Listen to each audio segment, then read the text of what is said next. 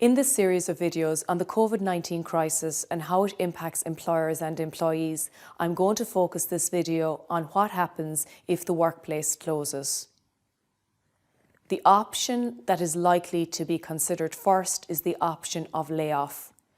Layoff is a contractual obligation that should be outlined in the employee's contract of employment in relation to payment for layoff.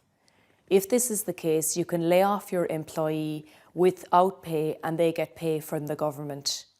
It's crucially important to understand that if you don't consider option as a suitable alternative for you, the other option that's available is redundancy.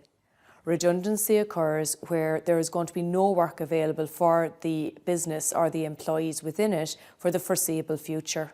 Redundancy is, again, a legal termination of an employee's employment with you, and it needs to be done considering objective grounds. It's key to understand that redundancy occurs of the position, not the person. So if you're making some positions redundant throughout your business, it's important that you've done this based on objective criteria. Often that's last in, first out, or it is position based. So for example, you might be closing a specific department and are unsure if it's going to open again.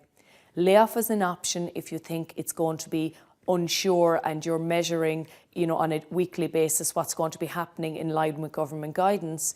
But redundancy is the option to consider if you feel it's going to be more longer term.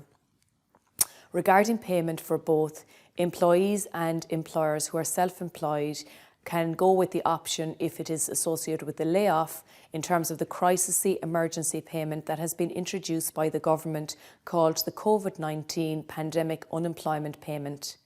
Everyone will get a payment of €203 per week for up to 6 weeks.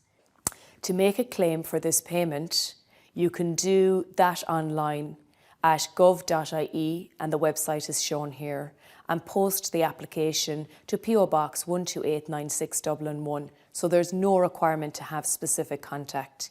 You can also then apply for job seekers also via mywelfare.ie once you have a public services card, or call them directly on the number available here. In the interim, if you have dependents, etc., you may also be entitled to an increased payment, and also in case the time people will be out passes the 6-week period of the pandemic payment, you can apply for job seekers also.